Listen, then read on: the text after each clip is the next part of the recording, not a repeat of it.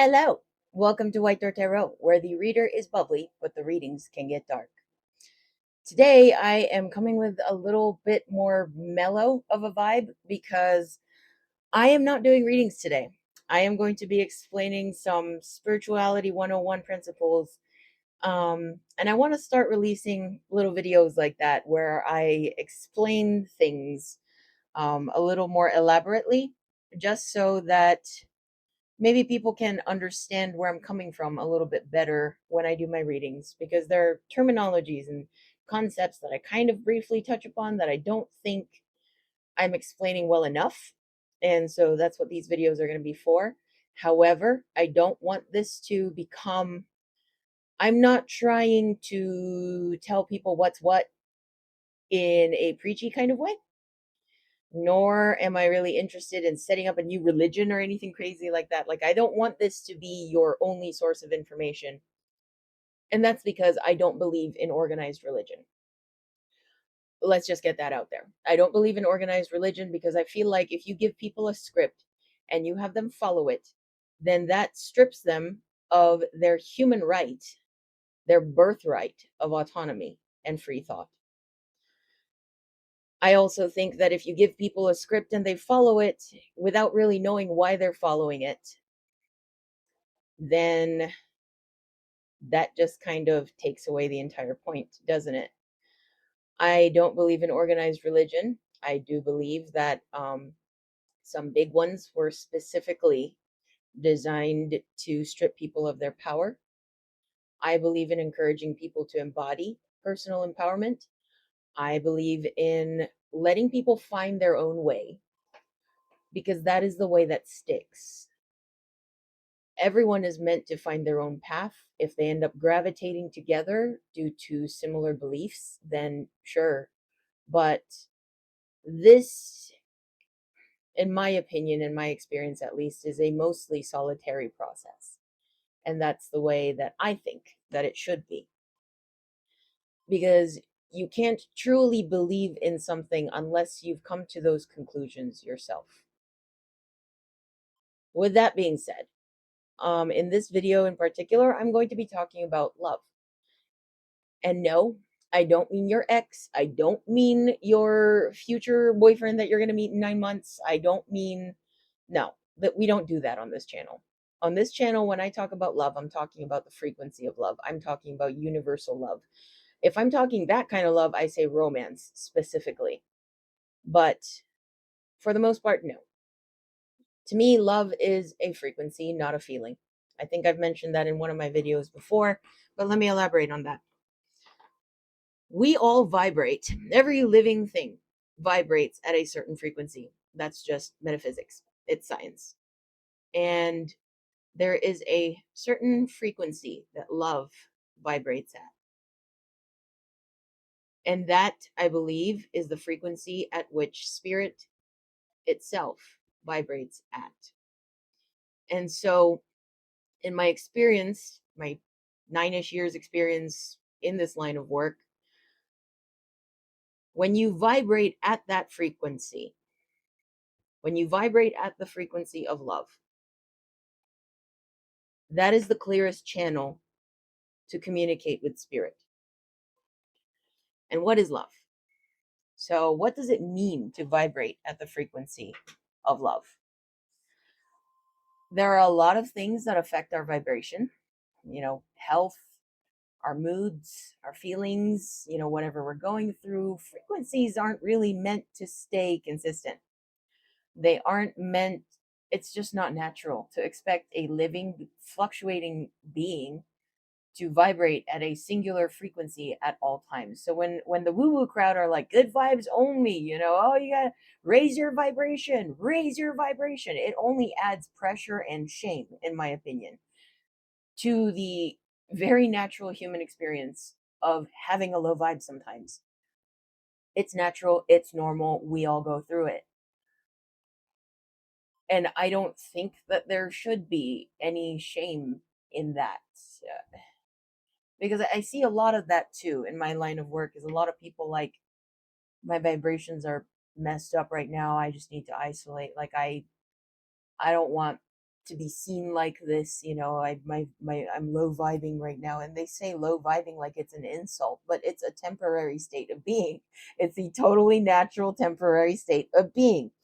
But with that being said, when you are vibrating at the frequency of love, that is when your heart is open. And let's start here. So I used to meditate for about 2 years, twice a week at a temple, uh, about an hour away from my house. I'd go there twice a week for 2 years.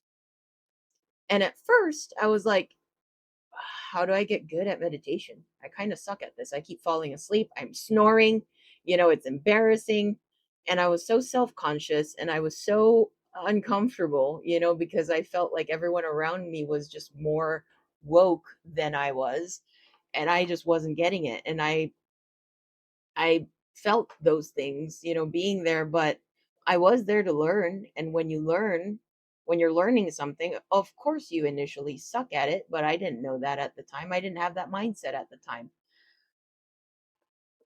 But embarrassment, I've come to learn, is an illusion. And by that I mean separation to begin with. Separation in itself, as in a me versus you, and a you are other than me kind of mentality, in itself is an illusion. We are all interconnected, whether we like it or not. We are all connected.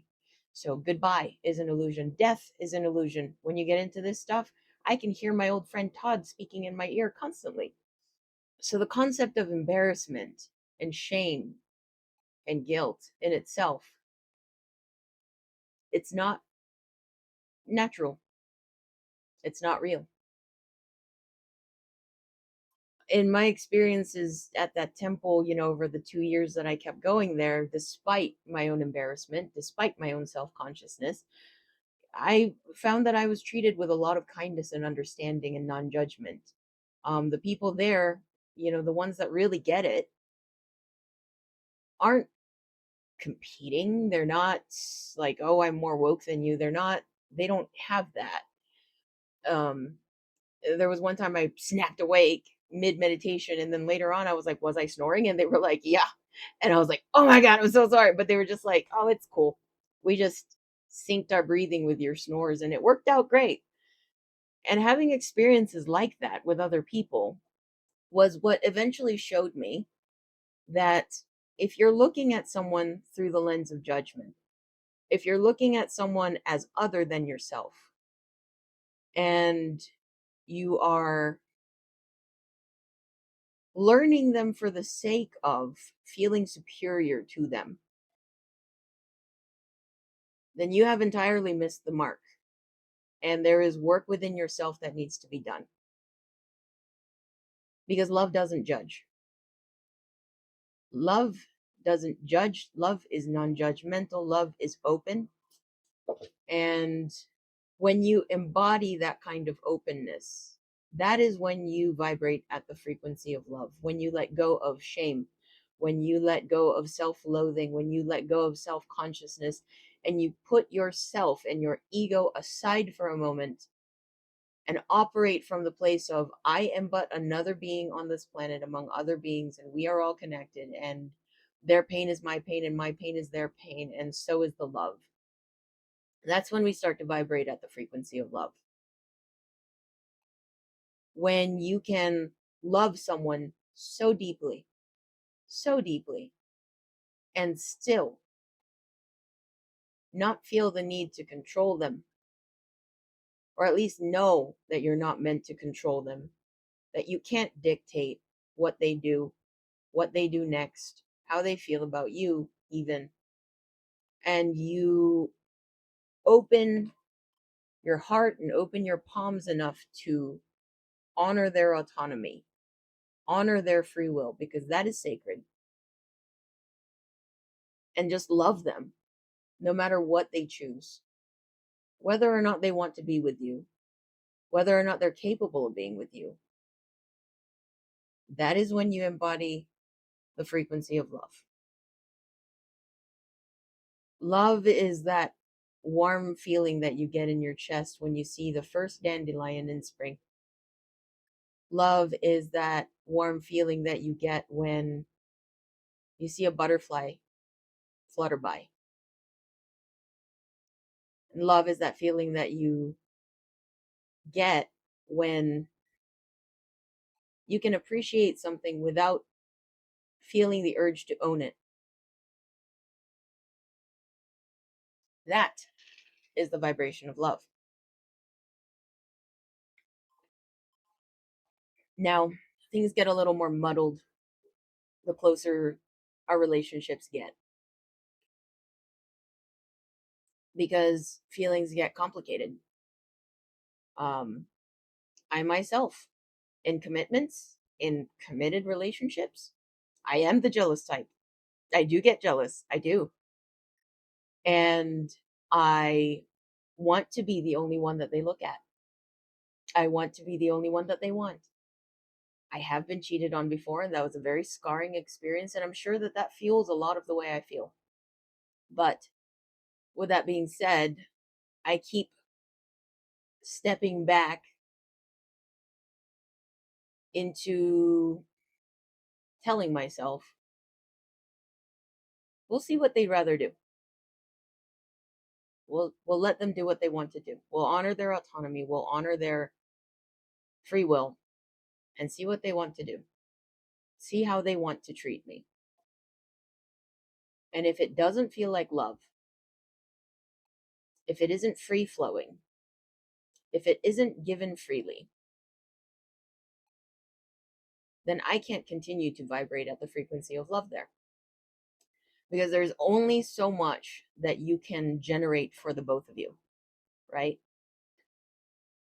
Because frequency is pitch in sound. And what dictates volume is amplitude. So when two people manage to come together and love each other genuinely and deeply and vibrate together at the frequency of love, that only increases the frequency for both of you. But in a situation where one person is vibrating at a lower frequency while the other is trying to embody the frequency of love, the one that's trying to keep the vibration up on their own is not going to last.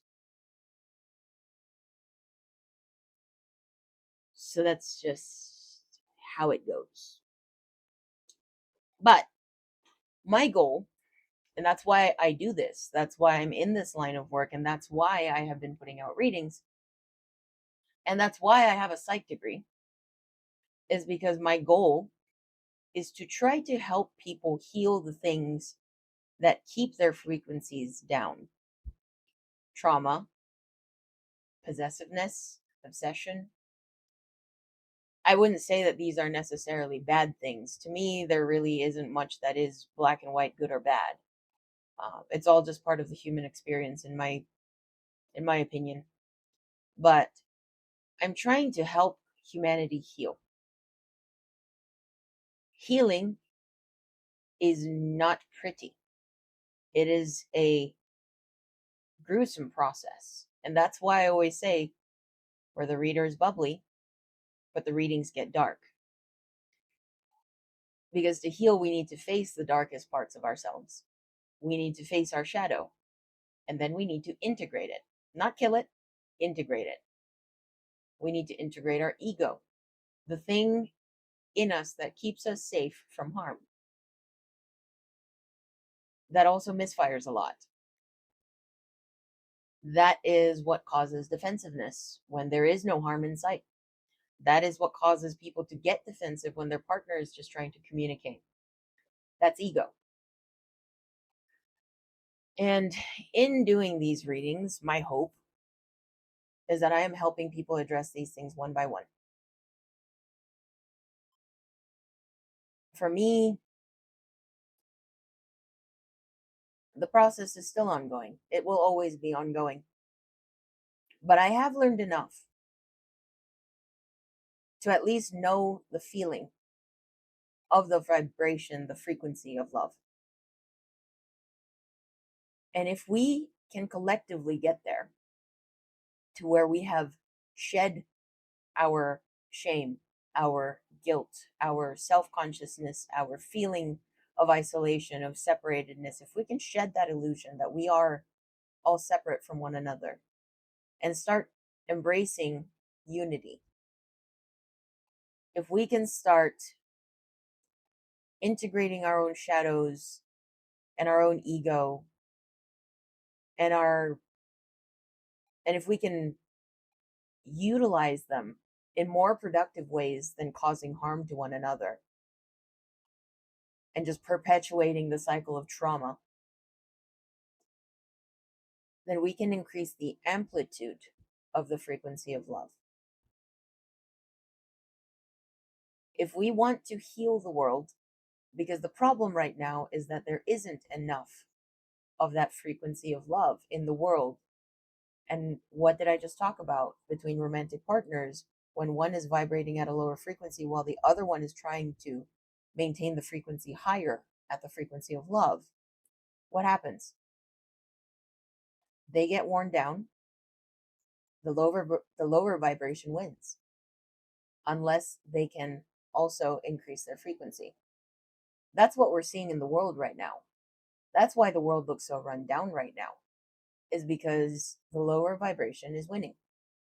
And the only way to combat that is by increasing our own frequencies, helping each other heal so that they can also increase their frequencies and we can all increase the amplitude of the frequency.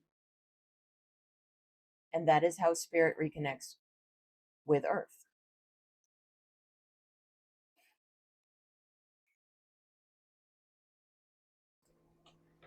And while we're on the subject of frequencies, that is also how manifestation works.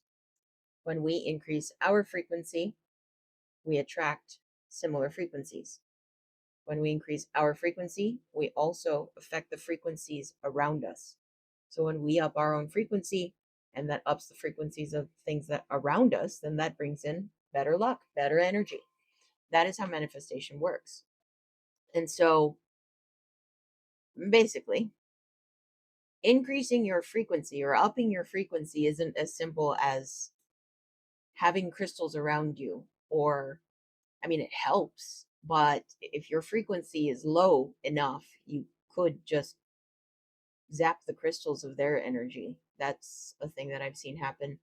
Um, there was a lady I visited and she had all these crystals in her house and they all just felt flat, the poor things. But so basically, there's no shortcut to it, to upping your frequency, or at least reaching a new frequency. Because like I said in the beginning, frequencies fluctuate and that's natural. That's part of the human experience. It's a thing. But think of it like a singer, right? So I have a lower voice when I sing, but I had to train my throat to be able to hit higher notes, higher and higher and higher notes. And so it's the same thing, basically. You're let's say you're vibing here and you kind of fluctuate there.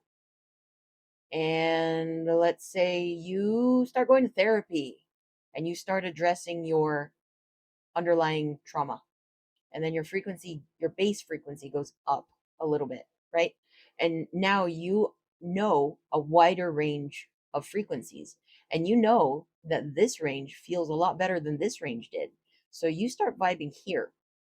And then let's say you start meditating, you start a spiritual practice or something, you start working with crystals, you start doing things that make you happy and peaceful, because that's the key here. It's not what you're doing, it's how it makes you feel. Whatever makes you feel happy and peaceful, whether it be crafting, going to the gym, whatever it may be, whatever makes you feel happy and peaceful, that becomes your new baseline. So that's how you slowly increase your frequency and you widen your frequency range. And then let's say you fall in love. Let's say they're an avoidant. Let's say they break your heart, but you can't get yourself to separate yourself from them. And you try different things like, oh, I'm gonna focus on all the things that I hate about them so that this is easier to let go of. And you go down here, and you're like, no, that doesn't feel right either.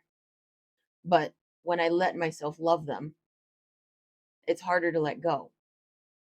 And then you start to realize, even if I let them go, there's still a part of us that's always going to be connected. And I can let them go, and I can let them choose how they want to live their life, whether they want to live their life with or without me. I can still love them without the need to control them. So I'm going to let go, and I'm going to let them be. And I'm just going to appreciate the time that I got to have with them. And maybe the most that I can hope for is that they think of me sometimes. And that's okay. And so you let them go. You let someone that you love go while you still love them. That's closer to what real love is. That's closer to the frequency of love itself. When you learn to love without control, when you learn to love someone else while making the decisions that align with your love for yourself, you can say, I need to let this go because it doesn't align with what feels like love to me. This is how it affects me. And I can't keep doing this for my sake. And I'm going to let them go. But I don't hate them. I don't hate them for failing. I don't hate them for not aligning with what I needed. I'm not mad. It just wasn't. And you let them go. That's love. What we often say is love in modern society is really just possession. It's really just codependency, mislabeled. It is entitlement, it's ownership, it's control. And when we mislabel love and we give it to each other and we get hurt, we tell ourselves, I'll never love again. I've been hurt in love. No, you weren't, because that wasn't love to begin with. You got hurt by a person who didn't know how to love. And they're not evil for that. It's just sad. It's sad because they're operating from a place of not knowing what love even is. Because who teaches us how to love? The Bible doesn't teach us how to love. Buddhist scripture doesn't teach us how to love. Nothing in our school system teaches us how to love. Not even current psychology really teaches us how to love. We were supposed to learn love from one another, from the generations before us. But at some point it became skewed and distorted. And now we don't even know what it is. And we have so many people walking around mislabeling love and trying to give it. And it's not coming from an evil place, it's coming from a bad attempt at something that they've likely never experienced. We all know what it should feel like, but not many of us have seen it before. Not many of us have experienced it before. And that's the tragedy of our current society. And that's why I'm so adamant about all this, is because I know that this isn't the way that it should be. This isn't the way that it was in the beginning. Love isn't woo woo. Love isn't being nice all the time. Love isn't something that shallow. Sometimes love is brutal.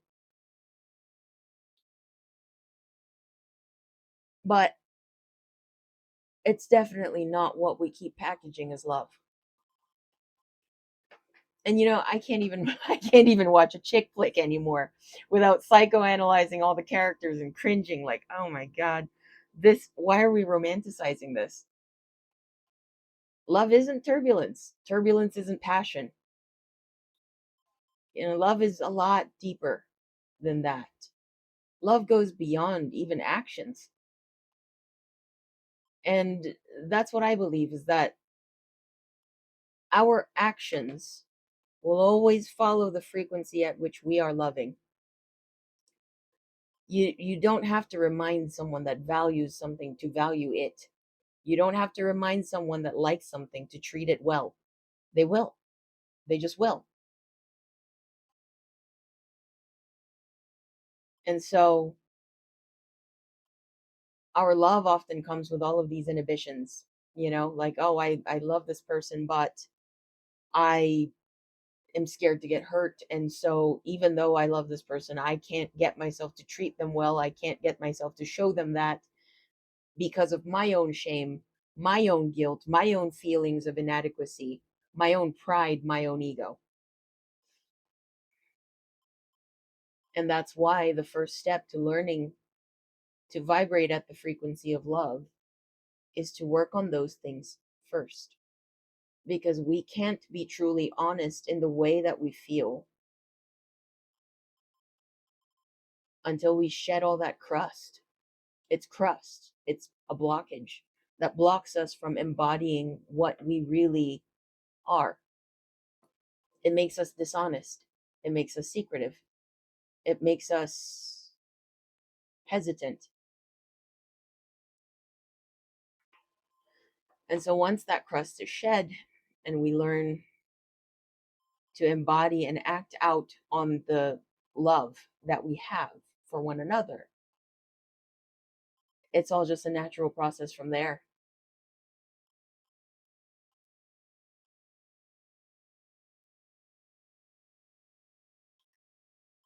So, yeah, step one to upping your frequency, upping your vibration, do your shadow work, you know, start addressing your gunk. There's no shortcut to it. Doesn't matter what you wear or what kind of mantras you put up or how many crystals you have in your house. It starts from inside here. And I've found that the more we work on our own guilt and shame and ego, all that stuff, the easier it gets for us to accept one another as well. Because when you've seen the darkest parts of yourself, it gets easier to accept other people for theirs. Me personally, you could tell me that you killed a man, and I still will just see the good in you. To the point that I'm kind of naive, actually. That's something that I need to work on.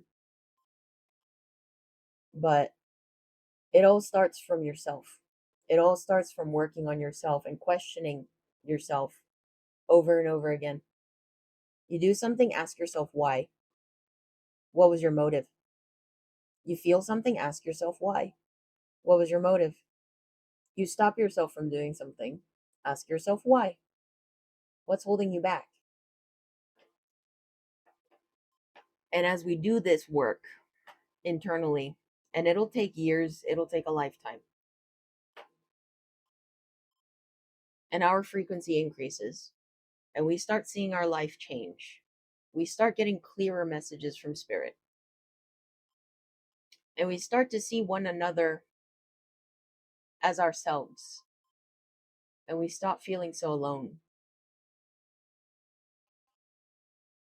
Because when we face each other with hearts wide open, not because we're naive, not because we don't know that the person could potentially harm us,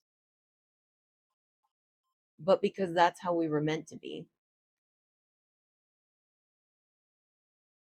That's how we foster love that will reverberate throughout and all the way up to spirit. That is how the collective heals. And that is how we heal the world. That is how we build a better future for future generations. It starts with healing ourselves first and learning the vibration of love, of non judgment, of acceptance, of unconditional love, without ownership, without greed, without possessiveness. Because that's where it all went wrong, is when greed took over, when power hunger took over. That's where we went wrong. Because the truth is that we are all autonomous and we are all powerful. And we've been divorced from our power. And this is how we get it back.